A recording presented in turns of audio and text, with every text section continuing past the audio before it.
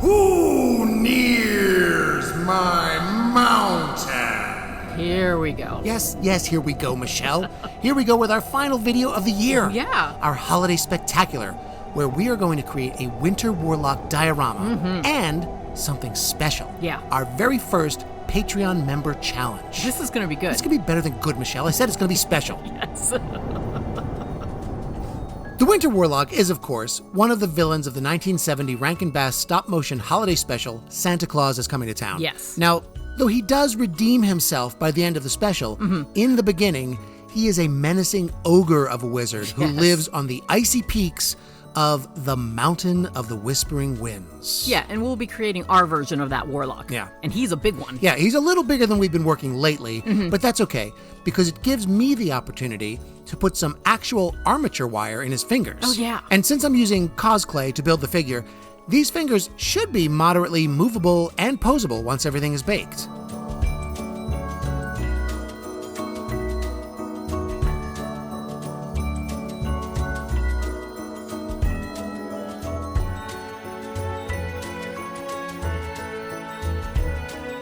Okay, let's tell everybody about the challenge. Yeah, since we make a lot of monsters on this channel, And since the winter holidays are upon us. right, Michelle and I challenged our Patreon members to draw, paint, sculpt, or build their own winter holiday monster. Yeah.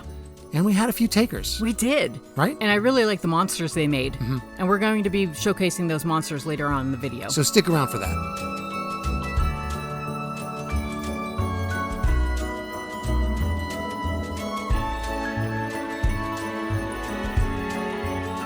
The original designs for the Winter Warlock and many of the other well-known Rankin Bass stop-motion characters were done by cartoonist Paul Coker Jr. And the Warlock Call him Winter. was voiced by actor Keenan Wynn.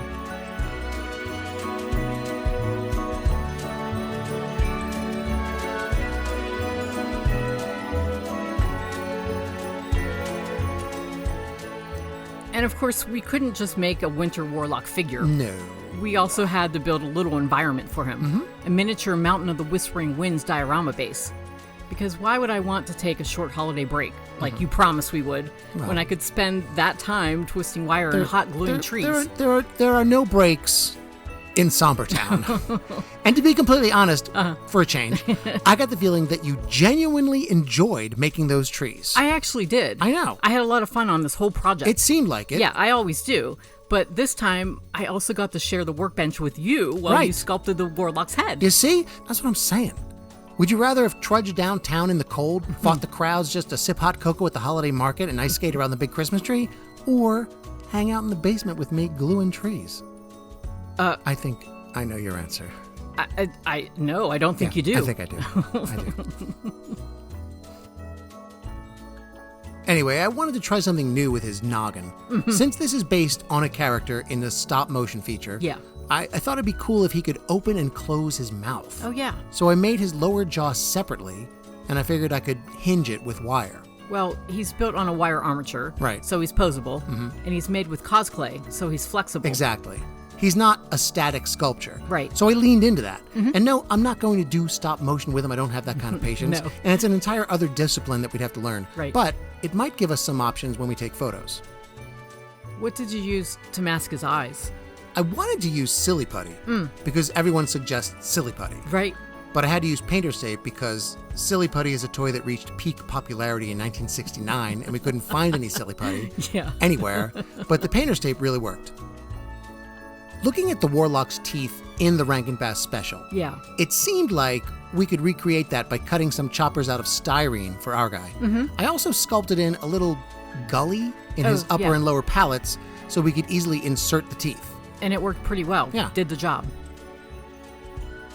The big question is, will the jaw work? Will it? I mean, I honestly didn't know. Obviously, it's just a very low-tech hinge that'll be covered by the hair, but yes, it does indeed work. Proof of concept. Good. This is why we experiment. Right. This may not be peak usage for this little mechanism, but I feel like we'll probably revisit this for a future project and maybe improve on it. But I'm actually really happy that we have that option.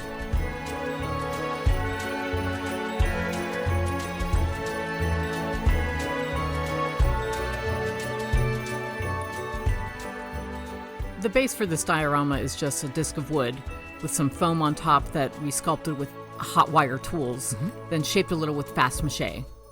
And then covered in white paint. Yes. But the real magic happens when we add in the snow. Yeah. Our snow recipe is simply Mod Podge and, keep this under your hat, snow. The secret ingredient in our snow is snow. No one would ever suspect It's a stroke of genius, really. Yes. And when you look at it, once it's applied and it dries, it has that nice, crispy, crunchy texture that snow has. Yeah. And it doesn't just look like a big bowl of whipped cream.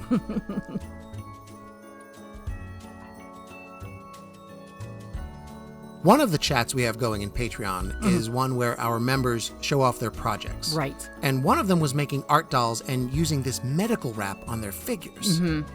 We use something else normally. Right. But the white medical wrap has this thermal underwear look that I thought would be perfect for the Winter Warlock. I really like how everyone in the Patreon chats kind of inspire each other. Yeah. And everybody learns things, even us. I love it. Yeah. And the back and forth during this challenge, talking about all the different winter-themed monsters, it really got some ideas flowing. Okay, let's see how this figure looks. How dare you film me in my underwear? I like him like this. He's I'm funny. not decent. He doesn't even need a robe. Can't a warlock get dressed in peace? I love how his neck comes straight out of his My chest. anatomy is of no concern to you. I gotta get some clothes on this guy. So I walked into the workshop during all of this and saw this John Carpenter thing on the bench. Yeah, it's like a Cronenberg movie. Yeah. But I needed to glue his beard and hair on, and I couldn't do that while his head was on the body. Oh, yeah. Because I was afraid I was going to glue it all together. I thought when you asked me to get out my wool that maybe you wanted me to make a little woodland creature for the diorama. No, there will be no woodland creatures in Sombertown. There are rabbits and deer in the mountains. Yeah, or in the surrounding areas. But just take a rest. You have needle felted a ton of things this year for the channel. Let me just hog the spotlight for once. For once. For once in my miserable life. Michelle, will you just let me have this?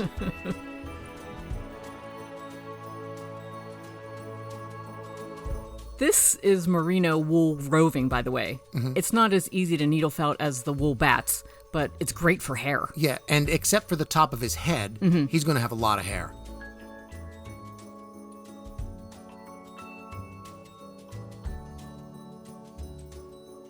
I'm using fabric glue to attach the hair. Yeah. It dries clear and it sets quickly, but it's also very, very stringy and can goop up whatever you're working on. Yeah, it's a give and take, but we used it a lot on this project. Yeah.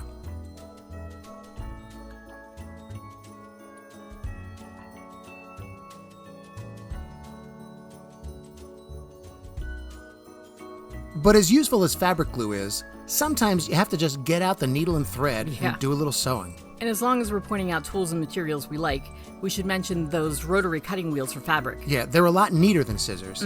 If you're working with fabric, get a good rotary cutter and a cutting mat. It'll make a big difference. Yes.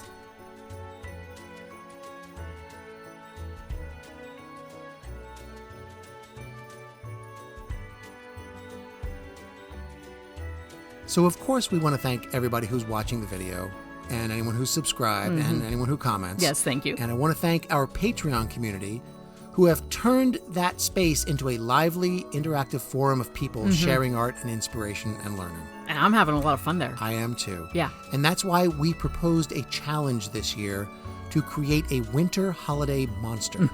You could draw, you could paint, you could sculpt things like a Krampus or a Yeti or a scary elf, or even one of your own creations.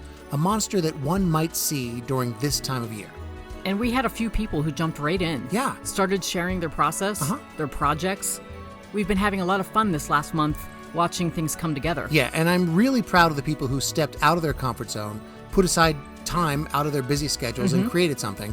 I think they inspired each other, and they inspired us. Right? And now we're going to show the results here in our holiday video. This makes me smile. Well, it should, Michelle, because this is the very first Long Lost Friends Studio Patreon Winter Holiday Monster Challenge. Could you have used a few more words in the title? You know I used just the right amount of words that was needed, so knock it off. I also want to mention that participants in the first annual Long Lost Friends Studio Patreon Winter Holiday Monster Challenge will be receiving our new Winter Warlock Who Nears My Mountain sticker, now available in the shop. Well, now you're just spoiling them. I know. Now, all right, let's take a look. First up, Juan drops a bumble on us. I love him. Mm-hmm. I love that he looks absolutely enraged. Yes. And I love Juan's willingness to work with mixed media. Right? Some wool, some clay, translucent clay for those teeth. Yeah, the same teeth that Hermie yanked out with his dental tools. Right. And we're going to see more from Juan in just a bit, too. Phil has a YouTube channel where he draws and inks things. Yeah. And he gave us the Grinch. Our only 2D submission. Yeah, because Phil's a cartoonist. Yeah, I was talking to Phil about his process. I know this was done with a crow quill nib and a brush. I like him. My heart just grew 3 sizes. Finally. Next up, Great Pumpkin gave us a heat miser diorama, and I really like the colors in this. Oh, me too. And he looks like a little Rankin Bass monster. I love his expression. Yeah. He looks hot, like physically hot. Yeah, and I think the volcanic stalagmites tell a story. Oh, yeah. And the glitter on the costume, it's not easy to work with, but it looks amazing. This is a good entry. It's a solid entry. I love it. Okay, another one from Juan, the Grinch. More mixed media stuff, and my favorite part is how his fur looks just filthy. Right? You know the Grinch doesn't bathe. Yeah. Great coverage with the wool.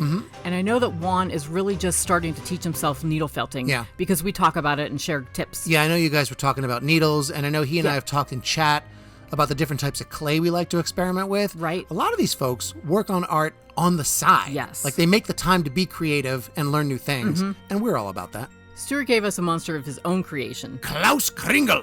Evil half-brother to Chris, who mutated into an elf-eating carnivorous Christmas tree. And Stu does not sculpt. No. He took on the challenge, though. He jumped right in. He created something with a story and a personality. I love this thing. This monster is also about 9 inches He's a tall. big boy. And the ornaments are the cherry on the sundae. I love him. Here's Juan's final entry, Ebenezer Scrooge and the Ghost of Christmas Yet to Come. I think Scrooge is clay and wool with Mego clothing. Right, so more mixed media. Yeah. And the ghost is clay with dyed fabric that looks like a shroud. Honestly, he looks fresh from the grave. Yes. Scrooge is doomed. And then, wait. Michelle M. Must be a new patron. It's not a new it's clearly you. And that's clearly Topper from Santa Claus is Coming to Town. I told you we're not doing woodland creatures in this He's diorama. not a woodland creature. He's a woodland creature. He's a penguin. Yeah. He's an aquatic seabird. Well, he's not going in the diorama. He taught Kris Kringle to ho, ho, ho. Let's just look at this thing. Michelle M. High atop the mountain of the whispering winds lived the Winter Warlock. Who nears my mountain?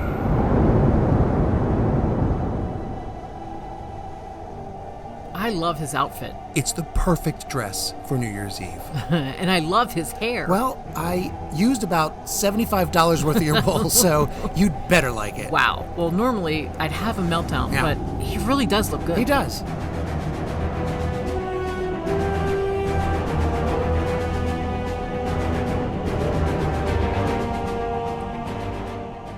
Winter Warlock, the angry version, is very dramatic. Yes. And bombastic. Right. And I think we captured at least that part of his personality. I like that he's a little posable, too. Worked great when we were setting up shots. I like imagining we were working on one of the old Rankin Bass stop-motion specials while we were taking photos. Your trees really do kind of look like the Warlock's vicious enchanted trees. Thank Nice you. work. Thanks. Oh, here we go. Oh, come on, he fits. He's part of the story. Fine. Oh no, the Warlock's trees got him. Boy. And how are our special effects so much better than Rankin Bass? Right. This looks like ILM did it. It's stunning. Once again, who nears my mountain? Look at him. He's scared stiff. He's frozen. You know, we didn't have the budget to keep shaking the penguin. Looks like I'll be having aquatic seabird for dinner. Well, he's got him now. That's it. He's dinner. They became friends in the show. At the risk of being completely obvious, Yeah. this ain't the show. Right. But I am glad to have your Topper in the diorama. He's a good fit. I mean, he's fine. He is. Thank you. And I'm glad Winter Warlock is once again terrorizing animals and people alike at the top of the mountains of the Whispering Winds. This was fun. Yeah, it was. And I'm so glad our patrons joined in with their own winter monsters. Yeah, huge thank you to everyone who participated in that. Oh, yeah. I'm hoping we can do that again. Maybe we get more people involved next time. Right. If you're still watching, I'm shocked, but grateful. And we hope you have a great holiday season. Yes. Happy holidays, everyone.